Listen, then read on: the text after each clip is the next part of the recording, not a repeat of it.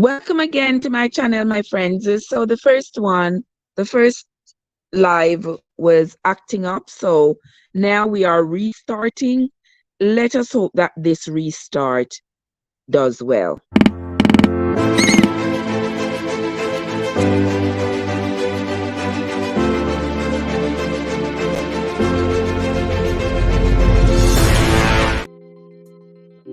Good morning, guys. Welcome again to my channel. This is Trev from Trevessence, and today we are going to be reading the book of Judges. For those of you who have been with me, I want to say a very good morning to you all for being here. Those of you who have been following me as we read the Bible, I hope you have been enjoying the reading as much as I have been enjoying bringing it to you. Now, for those of you who are new into my channel and are not sure what we're doing here, well, we are no theologians over here. What we are trying to do is to read and understand the Bible on layman's terms, because after all, the Bible is so influential on our lives that I think it is imperative that we learn what is in it for ourselves rather than continue to be told what is in the Bible. So far, we have read the books of Genesis, Exodus, Leviticus, the Numbers, Deuteronomy, and Joshua. We finished the book of Joshua yesterday. So today, we are moving on to the book of Judges. Now, Joshua has passed away from old age, as we read in the book of the same name. So now we are moving on to the book of Judges, and let's see what happened to the children of Israel after Joshua's passing. So come with us, guys. The book of Judges. Now after the death of Joshua, it came to pass that the children of Israel asked the Lord, saying, "Who shall go up for us against the Canaanites first to fight against them?" And the Lord said, "Judah shall go up. Behold, I have delivered the land into his hand." And Judah said unto Simeon his brother, "Come up with me into my lot, that we may fight against the Canaanites, and I likewise will go with thee into thy lot." So Simeon went up with him. And Judah went up, and the Lord delivered the Canaanites and the Perizzites into their hand. And they slew of them in Bezek 10,000 men. They slew 10,000 men of the Canaanites and the Perizzites. That was Judah and Simeon. And they found Adoni-Bezek in Bezek, and they fought against him, and they slew the Canaanites and the Perizzites. But Adoni-Bezek, he fled, and they pursued after him, and caught him, and cut off his thumbs and his great toes. And Adoni-Bezek said, 70 kings, that's 70 kings, having their thumbs and their great toes cut off, gathered their meat under my table, as I have done. So God hath requited me.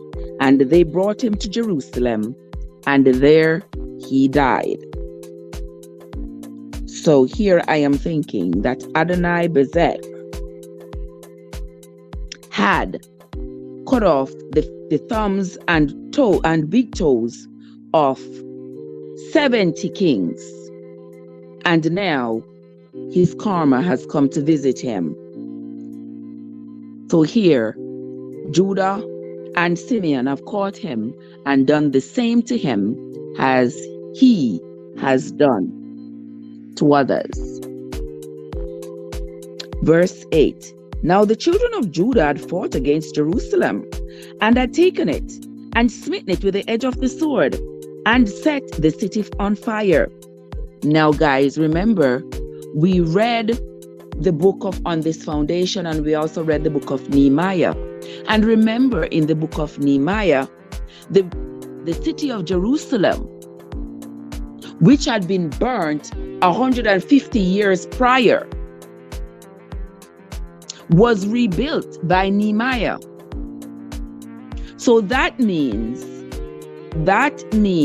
that Judah and the children of Judah that had burnt the city of Jerusalem had done so 150 years before Nehemiah showed up to rebuild the city.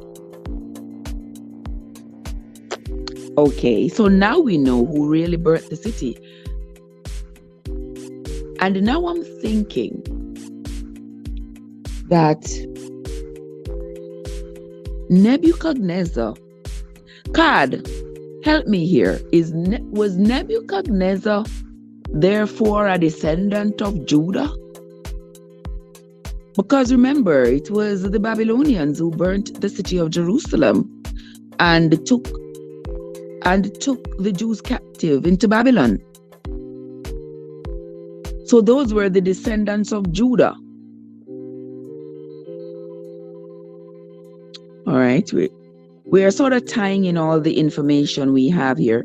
That's how you do. You tie in your knowledge, and you are building blocks of knowledge based on what you read and your experiences, and you tie them together to make sense of what's going on. Verse 8 says, "Now the children of Judah had fought against Jerusalem, and had taken it, and smitten it with the edge of the sword, and set the city on fire. And afterwards the children of Judah went down to fight against the Canaanites that dwelt in the mountains, and in the south, and in the valley.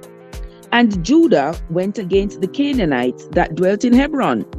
Now the name of Hebron before was Kirjath Arba.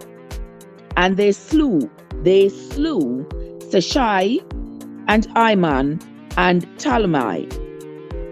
And from thence he went against the inhabitants of Debir. And the name of Debir before was Kirjath Sepher. And Caleb said, He that smiteth Kirjath Sepher and takes it, to him will I give Asher, my daughter, to wife. And Othniel, the son of Kenaz, Caleb's younger brother, took it, and he gave Asher, his wife, his daughter, to wife. So Othniel was married to Asher. Othniel was Caleb's nephew. Okay.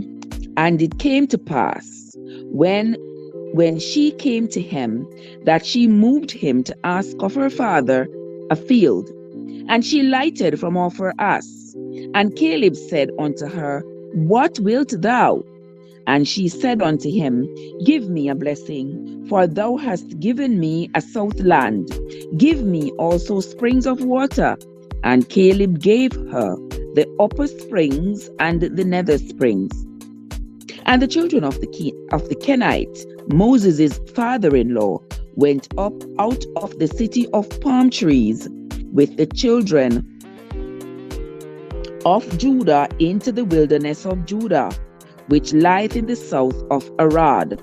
And they went and dwelt among the people. Remember, Moses' father-in-law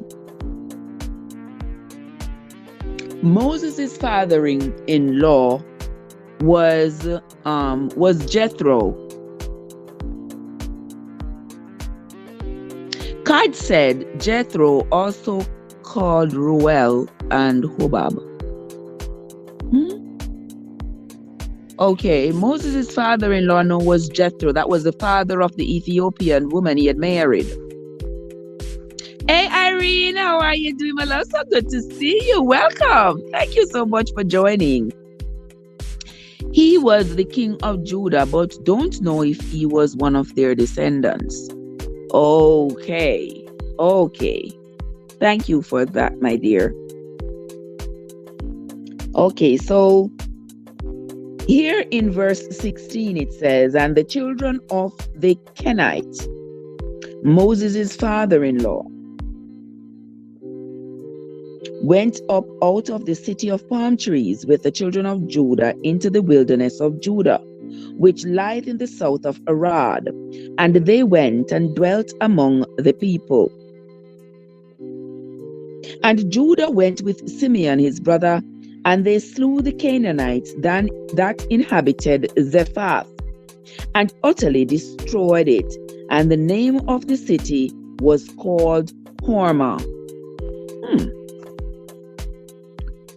Let us move on to verse 18. This is becoming more and more interesting. Also, Judah took Gaza with the coast thereof, and Askelon with the coast thereof, and Ekron with the coast thereof. And the Lord was with Judah. And he drove out the inhabitants of the mountains, but could not drive out the inhabitants of the valley, because they had chariots of iron. And they gave Hebron unto Caleb, as Moses had said, and he expelled thence the 3 sons of Anak. Hold on. So the 3 sons of Anak were those Sheshai, Alman, and Talmai? Let's see. And the children of Benjamin, wait, I'm going to mark this right here because I need to know if the 3 sons of Anak were these 3 men, Sheshai, Iman, and Talmai.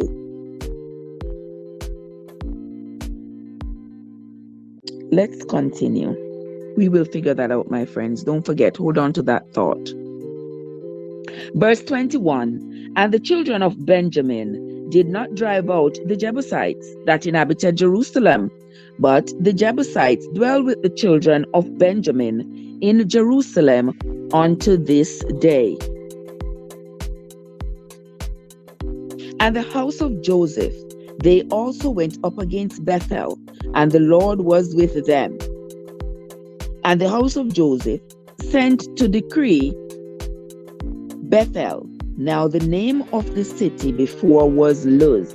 So the city that was called Luz, its name was changed to Bethel. Now that's the same place. Okay, Winsome, what's up? How are you doing? Morning again, Sister Luz. How are you doing, my love? Verse 24.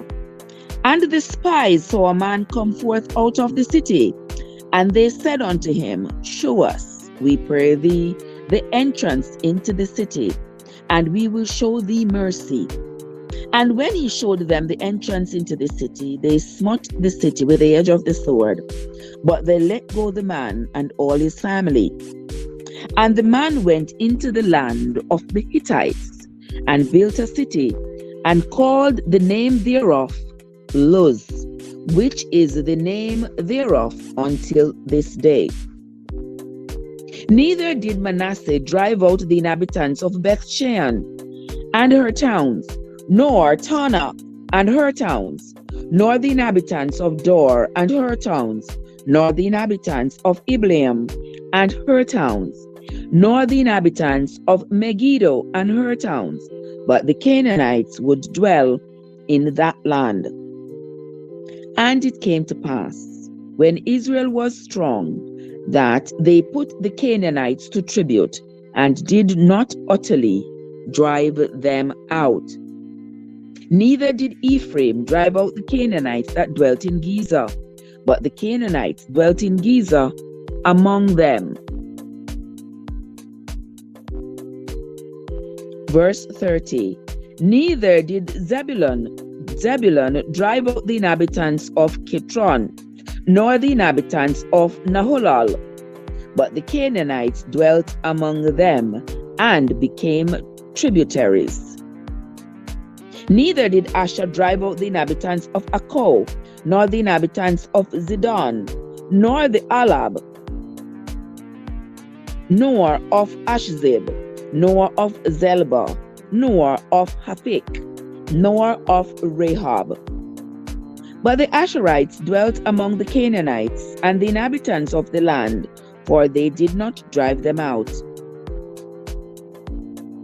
So here we see some of the children of Israel, the land that they were given by Joshua, the people who were living there, they didn't drive out the people. They took the land, and the people who were there, they allowed the people to stay, and everybody just lived together. Verse 33. Neither did Naphtali drive out the inhabitants of Beth Shemesh, nor the inhabitants of Beth Anath, but he dwelt among the Canaanites, the inhabitants of the land. Nevertheless, the inhabitants of Beth Shemesh and of Beth Anath became tributaries unto them. And the Amorites forced the children of Dan into the mountain, for they would not suffer them to come down to the valley. But the Amorites would dwell in Mount Heres, in Hajalon, and in Shalabib. Yet the hand of the house of Joseph prevailed, so that they became tributaries.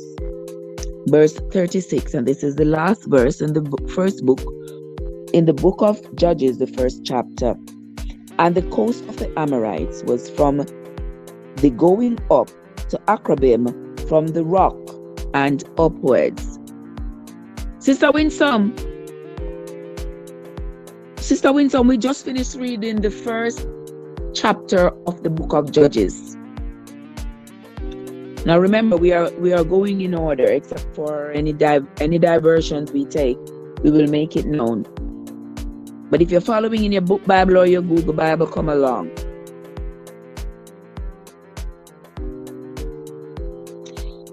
Chapter 2.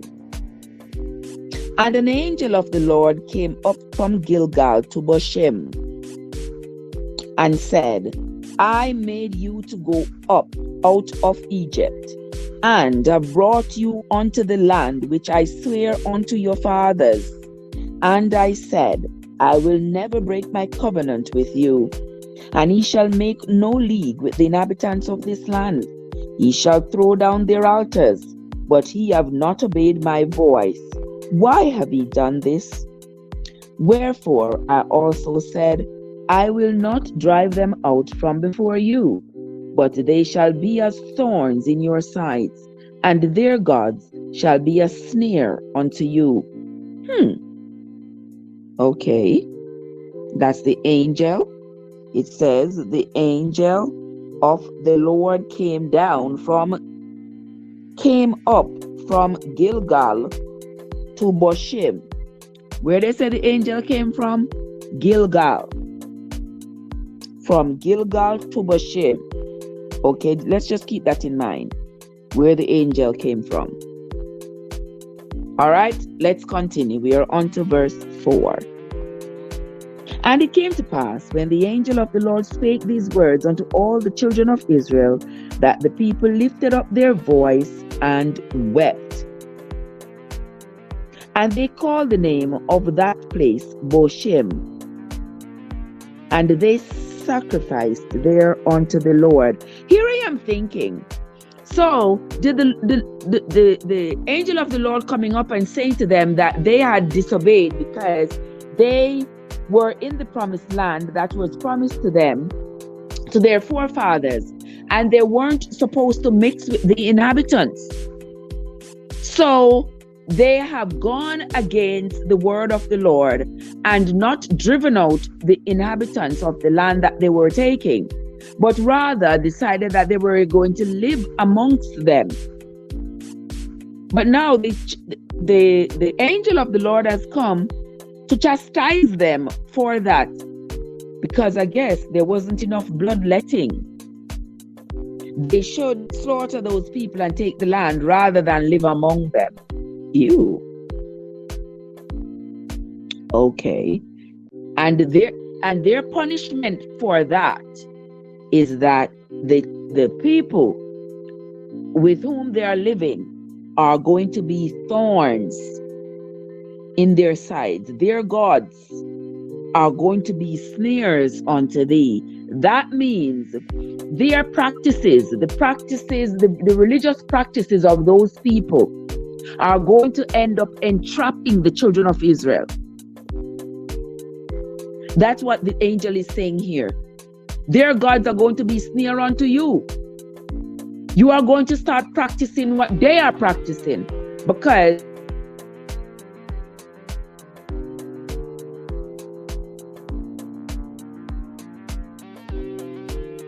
know that you are mixing and mingling with these people.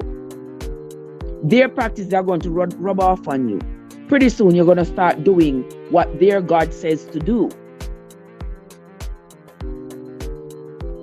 Just like if you are in Rome, do as the Romans do, you know?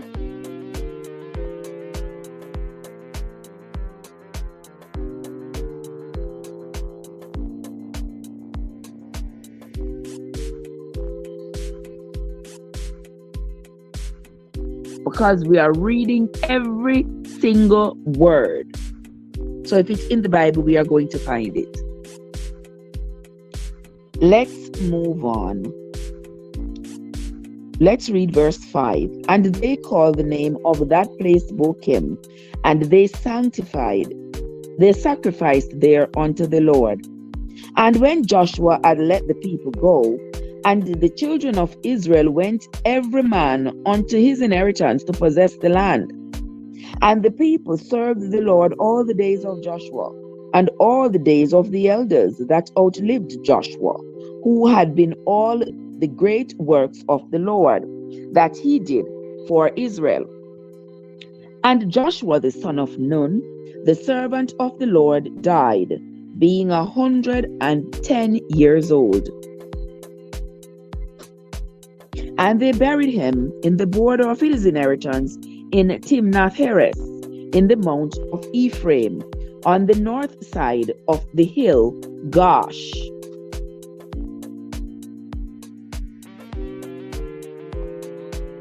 That's where Joshua was buried. And also all that generation were gathered unto their fathers, and there arose another generation after them, which knew not the Lord, nor yet the works which he had done for Israel. So here's this new generation coming up. Here's this new generation that's coming up after Joshua and the elders that were with him had died out. The people were not practicing the laws of Moses anymore. They were living among other people who were practicing who had other religious practices, and so the newer generations coming up didn't know. They were not being brought up that way. They were not being told. The history was sort of dying down. They didn't know what the Lord had done for Israel. Verse 11 says, and the children of Israel did evil in the sight of the Lord, and served Baalim. Remember in verse 3, he said that the people who were amongst them, their gods were going to be snares unto them. Now here they have turned their backs on their God that brought their forefathers out of Egypt and out of the wilderness and into the promised land. And now they are serving Baalim, which is the God of the people who they are living amongst. Let's continue, verse 12. And they forsook the Lord God of their fathers, which brought them out of the land of Egypt, and followed other gods of the people that were around them, and bowed themselves unto them, and provoked the Lord to anger. And they forsook the Lord, and served Baal and Ashtaroth. So these were the two gods around there at the time. And the children of Israel were now serving these gods, rather than continuing to serve the God of their fathers.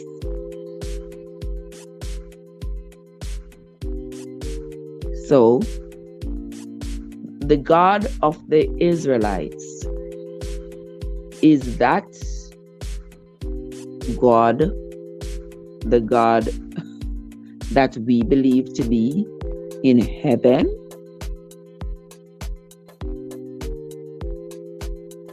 Gay, what's up? How are you doing?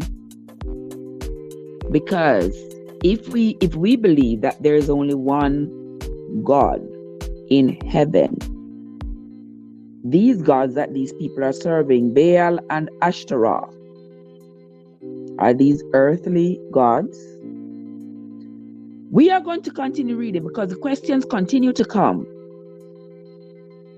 The questions continue to come. Like, I'm not going to say what I was going to say yet. Let's continue reading. We are on to verse 14 of Judges chapter 2. And the anger of the Lord was hot against Israel, and he delivered them into the hands of spoilers that spoiled them. And he sold them into the hands of their enemies round about, so that they could not any longer stand before their enemies. Okay, so now they have lost their strength. They have lost their power. Because remember, they were going about just slaughtering people. But now that they are not serving their God anymore, they have lost their power. They are being delivered into the hands of the enemies. And when the enemies rise up against them, they are losing. They are no longer the winners. Verse 15 says, Whithersoever they went out, the hand of the Lord was against them for evil, as the Lord had said, and as the Lord had sworn unto them, and they were greatly distressed. Nevertheless, the Lord raised up judges, which delivered them out of the hand of those that spoiled them. And yet they would not hearken unto their judges, but they went a whoring after the other gods, and bowed themselves unto them. They turned quickly out of the way which their fathers walked in, obeying the commandments of the Lord, but they did not so. And when the Lord raised them up judges, then the Lord was with the judge, and delivered them out of the hands of their enemies all the days of the judge. For it repented the Lord because of their groanings by reason of them that oppressed them and vexed them. So they were angry because whoever was oppressing them, they were angry, and they were not following their God. So here they are being punished. Instead of the people whose land they just captured becoming the oppressed, it seems like it's being flipped onto the Israelites. They are becoming the oppressed because they have forsaken their God. All right, let's continue. Verse 19.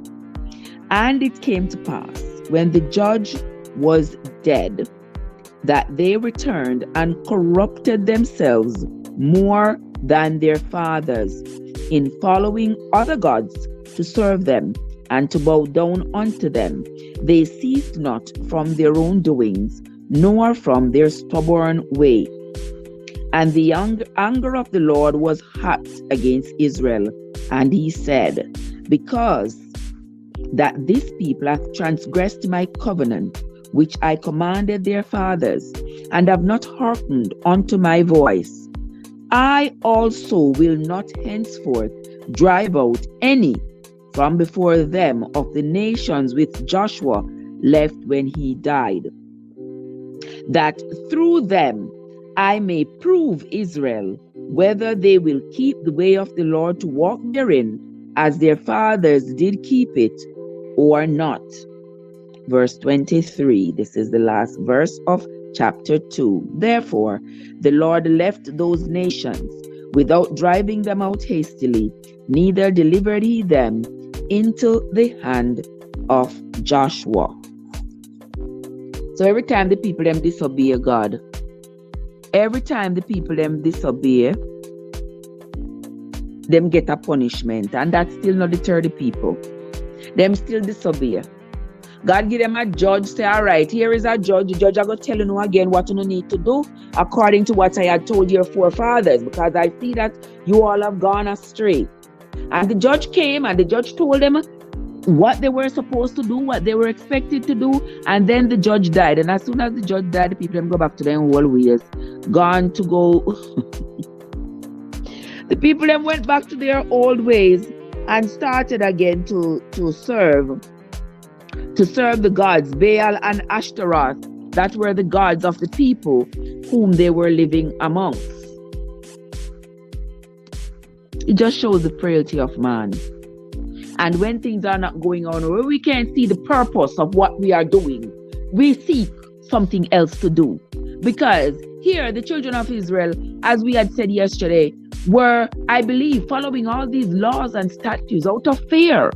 Because remember, when they were walking with Moses, if they disobeyed anything, if they were found to have transgressed, they were stoned. So therefore, the people, this now is a new generation. And this new generation is not putting up with that foolishness. This new generation is not stoning people, taking people's life just because they transgress. And there were so many laws and statutes for them to follow. The people them walked in stiff jacket all day long. And they saw what happened to their brethren who had transgressed. All Moses had to do was order them be stoned, and everybody have to come stone them. So the people were deathly afraid.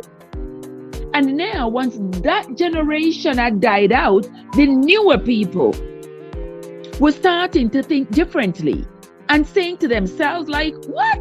Here we are in a new land, living amongst new people. Our fathers, grandfathers, great-grandfathers have died out. That was their way of living. That is not going to be our way of living. We are going to live amongst these people, even though they are being threatened. The Lord is telling them, because you all are living amongst these people who I clearly told your forefathers, you should take them out at the edge of the sword. You should use the edge of your sword to take out all the people. So only your people will be in the land. And I believe that was a way to preserve the mores and the norms of the Israelites. That is why whenever they went into anybody's land, they slaughtered all the people. So with the people gone, so too did the culture of the people. So they were reducing the risk of having a foreign culture integrated with their culture. And that's what was happening. And now this newer generation are more tolerant. They are saying, we can live amongst them. We ain't bothering them. They ain't bothering us. We don't have to slay all these people. Let the people stay. And that angered their God. Because they said, these people are going to be snares unto thee. They're gods. They are going to be like a thorn in your side. Do you all see this strategy there? All right. Okay. And now that the people have decided that they're going to live amongst the inhabitants of the lands that they have captured, they are getting the wrath of their God. Because now the people's culture, the culture of the Israelites is being quote unquote contaminated by the culture of the people of that land where they have just quote unquote inherited. The amazing M&G is here. My lovely sister, how are you doing, my love? I hope you're having a fabulous Tuesday morning. Good to see you as always. We are moving on to chapter 3 of the book of Judges. Now, these are the nations which the Lord left to prove Israel by them, even as many as Israel as had not known all the wars of Canaan, only that the generations of the children of Israel might know, to teach them war. At the least, such as before knew nothing thereof.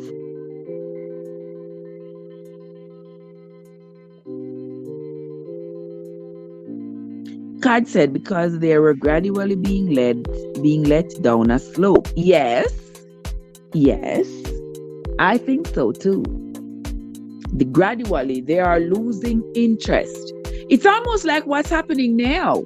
Because now, 100 years ago, everybody followed the Bible, PP, clock. Everybody wanted to, everybody were Christians. Homes were filled with Bibles, and nobody was questioning anything. Everybody was following blindly. Today, though, the newer generation that's coming up, they're asking questions. They are reading the Bible themselves. They are analyzing and critically thinking about what is in the Bible, and they are making their own determination as to what they will follow and what they won't. This is the same thing that's going on here. These younger generations are saying that was our fathers and our forefathers who were following what Moses was telling them to do.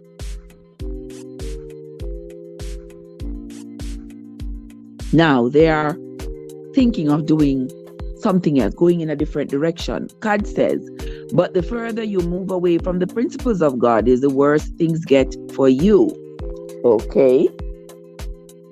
Well, that might be so, but also we do agree that these principles of just taking over somebody's land and the bloodletting, I understand why these people didn't want to participate. I wouldn't want to participate in that much bloodletting either. In the name of no God would I want to participate in that kind of bloodletting. The older generation were up for it. It was their way of life. They agreed to do it. They believed in it.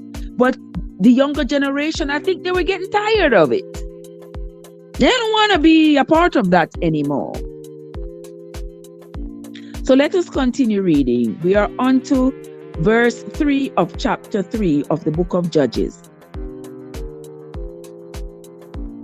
Namely, 5 lords of the Philistines, and all the Canaanites, and the Sidonians, and the Hivites that dwelt in Mount Lebanon, from Mount Baal Hermon unto the entering in of Hamath. And they were to prove Israel by them, and knew whether they would hearken unto the commandments of the Lord, which he commanded their fathers by the hand of Moses. And the children of Israel dwelt among the Canaanites, the Hittites, and the Amorites, and the Perizzites, and the Hivites, and Jebusites.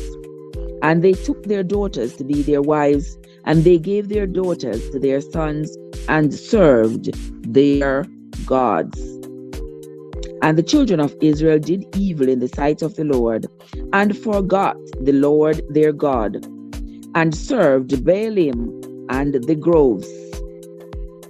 Therefore the anger of the Lord was hot against Israel, and he sold them into the hand of Chushan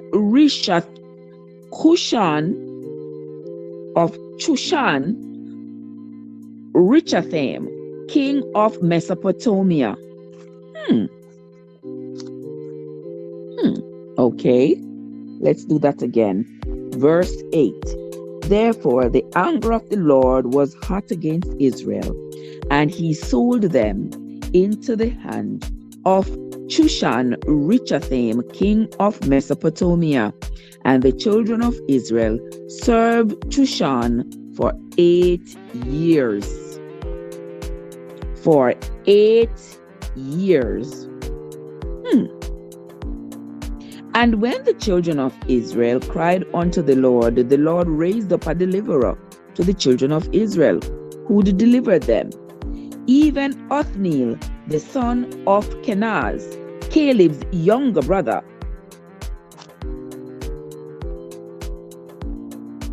And the Spirit of the Lord came upon him, and he judged Israel, and went out to war. And the Lord delivered Shushan-Rishathaim, king of Mesopotamia, into his hand, and his hand prevailed against Shushan. And the hand had rest 40 years, and Othniel, the son of Kenaz, died.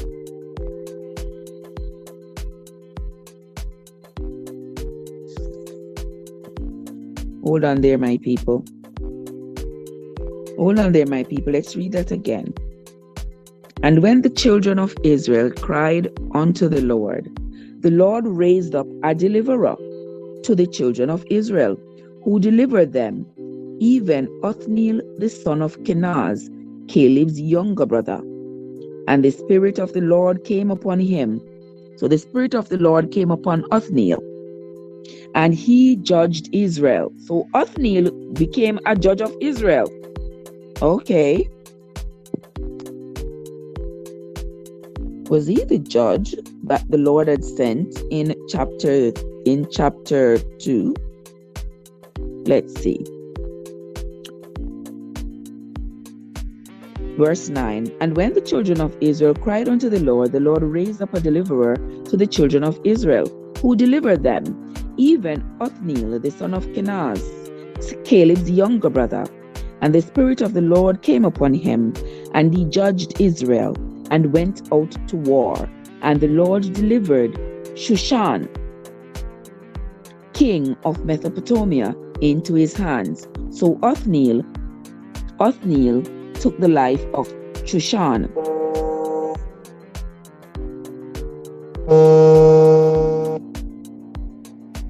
Oh my God, I need to take this call. Anywho, let us continue. And the Spirit of the Lord came upon him, and he judged Israel, and went out to war. And the Lord delivered Shushan, king of Mesopotamia, into his hand, and his hand prevailed against Shushan. So Othniel was successful in taking the life of Shushan. And the land had rest 40 years. And Othniel, the son of Kenaz, died. And the children of Israel did evil again in the sight of the Lord. And the Lord strengthened Eglon, the king of Moab, against Israel, because they had done evil in the sight of the Lord. And he gathered unto him the children of Ammon and Amalek, and went and smote Israel, and possessed the city of palm trees. Okay. So here the Lord taking back the land. Hold up. So the Lord is so angry with the Israelites that he sent the enemy to smite them and take back this plot of land, the city of palm trees. Verse 14. So the children of Israel served Eglon, the king of Moab, 18 years. So now they're gone back into slavery. For their disobedience, they are brought back into slavery. So they served the king of Moab for 18 years. But when the children of Israel cried unto the Lord raised them up a deliverer, Ehud, the son of Jerah, a Benjamite, a man left-handed. And by him the children of Israel sent a present unto Eglon, the king of Moab. Okay.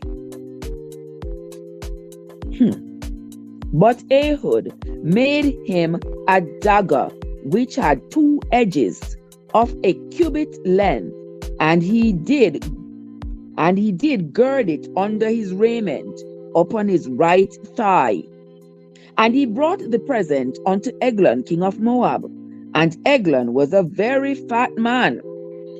Was Eglon Card? Remember when we were reading the book on this foundation? Remember, there was one of those kings who was a very fat man that was on the throne with he was also one of the kings, one of the not kings, but one of the leaders around about Jerusalem. Those of you who have been with me, I wonder if this was the same king. We are going to continue reading because we are we are trying. Oh, it was. Okay.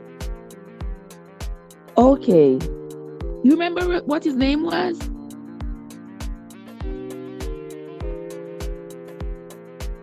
We are working on it. We are going to okay. We are getting all the information tied in here, guys. Verse 16 said, "But Ehud made him a dagger which had 2 edges of a cubit length, and he did gird it under his raiment upon his right thigh. And he brought the present unto Eglon, king of Moab. And Eglon was a very fat man. And when he had made an end to offer the present, he sent away the people that bare the present. But he himself turned again from the quarries that were by Gilgal, and said, I have a secret errand unto thee, O king. Who said, Keep silence. And all that stood by him went out from him. And Ehud came unto him. And he was sitting in a summer parlor, which he had for himself alone. And Ehud said, I have a message from God unto thee. And he rose out of his seat. And Ehud put forth his left hand, and took the dagger from his right thigh, and thrust it into his belly. So Ehud, what? The king of Moab, Eglon, was killed by Ehud. He thrust it into his belly. And the haft also went in after the blade, and the fat closed upon the blade, so that he could not draw the dagger out of his belly, and the dirt came out. Oh my God. That's quite visual. When it says the dirt came out, you all know what happened. All of his poop came out. Then Ehud went forth through the porch and shut the doors of the parlor upon him and locked them. That's gruesome. When he was gone out, his servants came, and when they saw that, behold, the doors of the parlor were locked, they said, Surely he covereth his feet in his summer chamber. Okay, so Ehud, after taking the life of the king of Eglon, he left him there in the parlor. He locked the door and went on about his business. When the servants came to open the door, they thought the king was in there, washing his feet, doing whatever he was doing, and he had locked the door because he's usually alone whenever he's in that parlor. They didn't know he was dead. And they tarried till they were ashamed. And behold, he opened not the doors of the parlor. Therefore they took a key and opened them. And behold, their Lord was fallen down dead on the earth. And Ehud escaped while they tarried, and passed beyond the quarries, and escaped unto Seirath. Oh my God. Oh my God.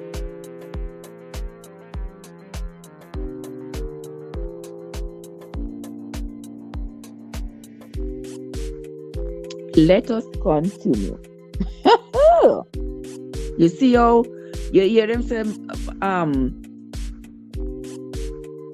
The enemy, when the enemy come close to you, don't put on your guards. Because here Ehud said to the man, I just want to have a word with you. Remember, him come in peace, And he said, I just want to have a word with you. When the servants go out, I want to have a word with you. Not knowing that the man had a weapon waiting for him, the king agreed. And look what Ehud did. He stuck the dagger so far in to the man's belly that even the handle of it went in and him couldn't take it out. Mighty God of Daniel.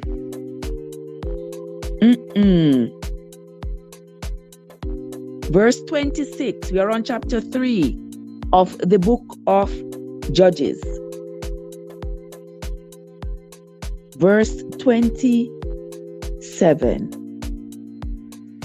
And it came to pass, when he was come, that he blew a trumpet in the mountain of Ephraim, and the children of Israel went down with him from the mount, and he before them. And he said unto them, Follow after me, for the Lord hath delivered your enemies, the Moabites, into your hand. And they went down after him, and took the fords of Jordan towards Moab, and suffered not a man to pass over. And they slew of Moab at that time about 10,000 men, all lusty and all men of valor, and there escaped not one man. So Moab was subdued that day under the land of Israel, and the land had rest 80 years. So the land had rest for 80 years. Verse 31, and this is the last verse of chapter 3. And after him was Shamgar, the son of Anath, which slew of the Philistines 600 men with an ox goad, and he also delivered Israel. So after Ehud came Shamgar.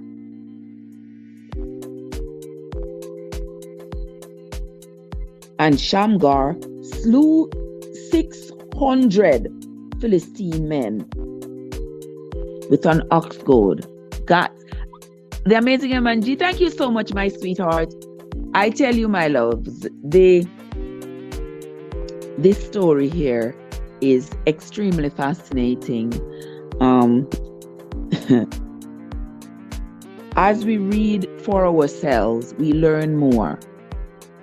Because the people who are reading to us are not telling us everything. So that is why I say it is important that we read the Bible for ourselves.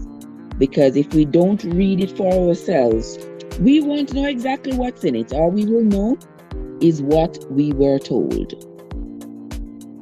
We are going to read chapter 4. And that is going to be the last chapter for this morning. Thank you all so much for being here. And those of you who are following, I appreciate you all. If you are new here, a very special welcome to you. If you have not yet hit that like button, now is a good time to do so. And if you have not yet subscribed to the channel, what are you waiting for? Let's move on. Chapter 4. And the children of Israel again did evil in the sight of the Lord when Ehud was dead. And it looks like every time one of their leaders die, they go back to their old ways. Don't it seem like that's what it is? And the children of Israel again did evil in the sight of the Lord when Ehud was dead. And the Lord sold them into the hand of Jabin, king of Canaan, that reigned in Azor, the captain of whose host was Sisera, which dwelt in Arasheth of the Gentiles. And the children of Israel cried unto the Lord, for he had 900 chariots of iron. And 20 years he mightily oppressed the children of Israel. That is Jabin, king of Canaan. So every time they lost a leader, they went back to their old sinful ways, and somebody turned them into slaves.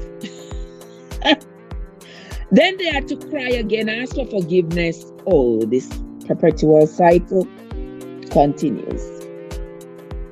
And the children of Israel cried unto the Lord, for he had 900 chariots of iron, and 20 years he mightily oppressed the children of Israel. And Deborah, a prophetess, the wife of Lapidoth, she judged Israel at that time. All right, so you know they always says Deborah is the mother of women's movement. You all have ever heard that? That is because in those days, remember, women were supposed to stay home. They were supposed to stay home. They were not supposed to be in the fight. They were not supposed to have high positions. So here, Deborah, a prophetess, she ascended to being the judge of Israel. She judged Israel at that time. So if anybody asks you, who is the mother? Who is the mother of women's movement? Deborah.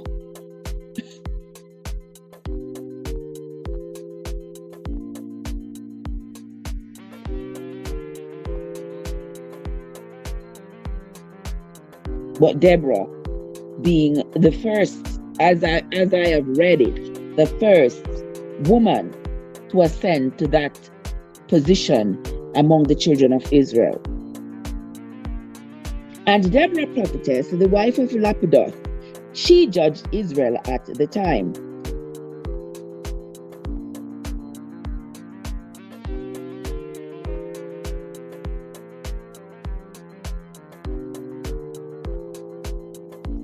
So now she has assumed the position that was held by Moses, that was held by Joshua, that was held by Ehud, that was held by Shamgar. And now, here is Deborah. And she sent and called Barak, the son of Abinoam, out of Kadesh, Naphtali, and said unto him, Hath not the Lord God of Israel commanded, saying, Go and draw towards Mount Tabor, and take with thee 10,000 men of the children of Naphtali and of the children of Zebulun? And I will draw unto thee to the river Kishon Sisera, the captain of Jabin's army, with his chariots and his multitude, and I will deliver him into thine hand. And Barak said unto her,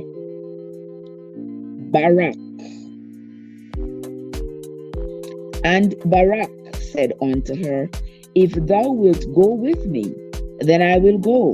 But if thou wilt not go with me, then I will not go. And she said, I will surely go with thee, notwithstanding the journey that thou takest shall not be for thine honor. For the Lord shall sell Sisera into the hand of a woman. And Deborah arose and went with Barak to Kadesh. And Michelle arose and went with Barak to the White House. Anywho, leave it to me. Oh boy, verse 10 of chapter 4. And Barak called Zebulun and Naphtali to Kadesh, and he went up with 10,000 men at his feet, and Deborah went up with him. Now Heber the Kenite, which, remember the Kenites? Don't forget, guys, that the Kenites were from Moses' father-in-law. We read that before. The Kenites were of Moses' father-in-law. Remember, Moses' father-in-law was Jethro the Ethiopian, because Moses had married that woman, the Ethiopian woman. So there were the Kenites who had gone to live up in the mountain. Remember? All right.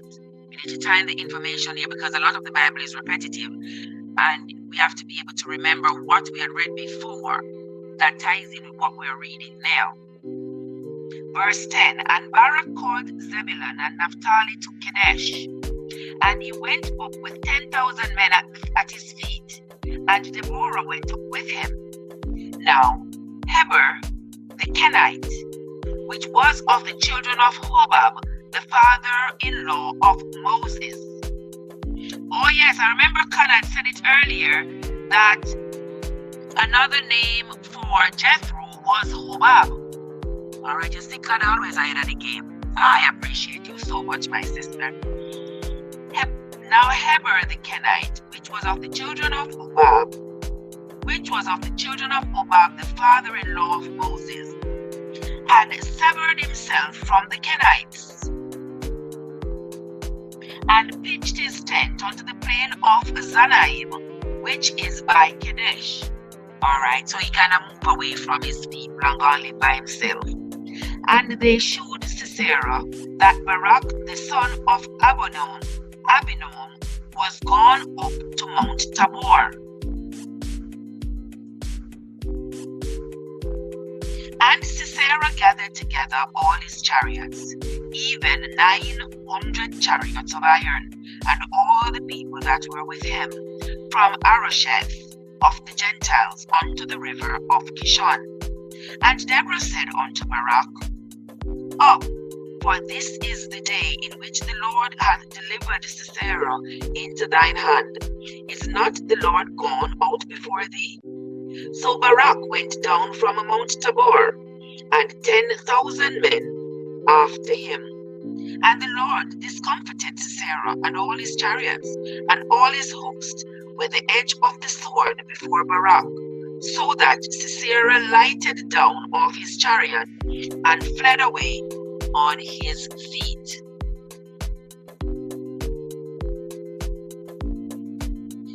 Didn't the leader of Libya get killed under Barack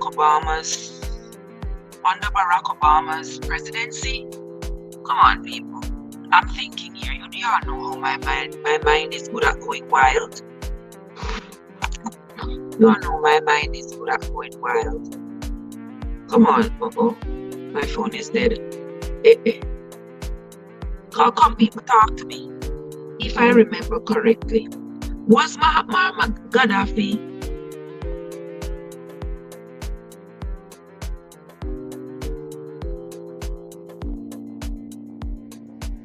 and let me know that my phone is dead and I can't use this other one that I'm using on the live. And I'm using the other one for light, so therefore I need your help. Come on, people, research it and tell me in the chat if Muammar Gaddafi was killed during Barack Obama's presidency.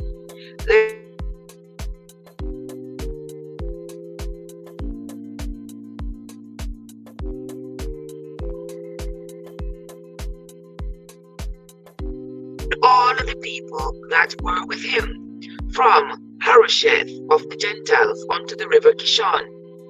And Deborah said unto Barak, Up, for this is the day in which the Lord hath delivered Sisera into thine hand. Is not the Lord gone out before thee? So Barak went down from Mount Tabor, and 10,000 men after him.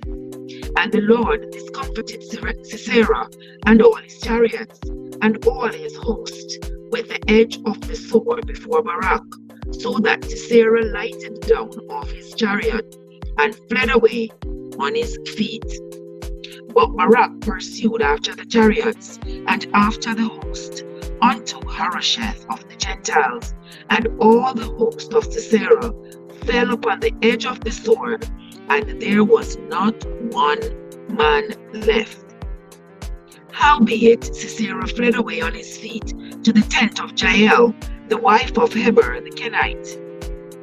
For there was peace between Jabin the king of Hazor and the house of Eber the Kenite.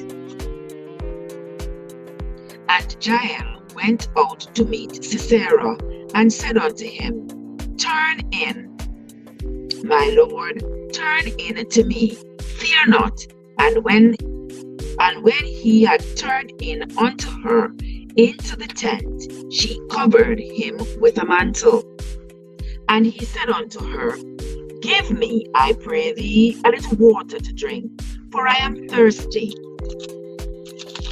And she opened a bottle of milk, and gave him a drink, and covered him.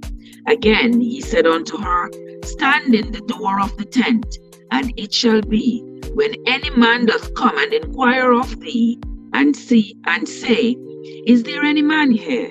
That thou shalt say no. Then Jael Eber's wife took a nail of the tent, and took a hammer in her hand, and went softly unto him, and smote the nail into his temples. Wow!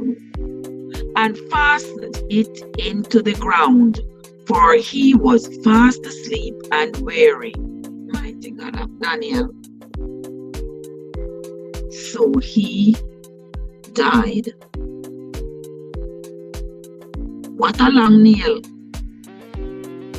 The man sleeping and the woman drive the nail through her temple and nail it to the ground. And behold, as Barak pursued Sisera, Jael came out to meet him, and said unto him, Come, and I will show thee the man whom thou seekest. And when he came into her tent, behold, Sisera lay dead, and the nail was in his temple.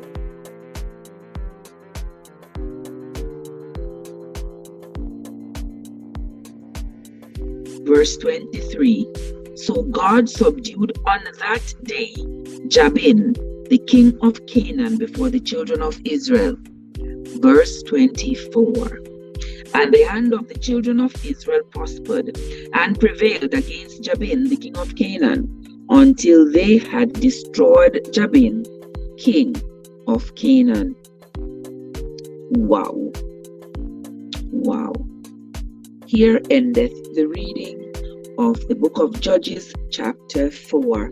That's going to be the end of the Bible reading for today, my friends. I want to say thanks to everyone for coming into the live this morning. Thanks to each and every one of you who have been following in your Bible, those of you who have been contributing in the chat. I sincerely appreciate you. Thank you so much. I hope you all have been enjoying the reading as much as I have been enjoying bringing it to you. That's going to be it from me for today, my friends. Until next time, this is straight from Trebessence, where your journey matters. Join us again tomorrow morning when we will continue the reading of the Bible for ourselves. Now have yourselves a great day, everybody.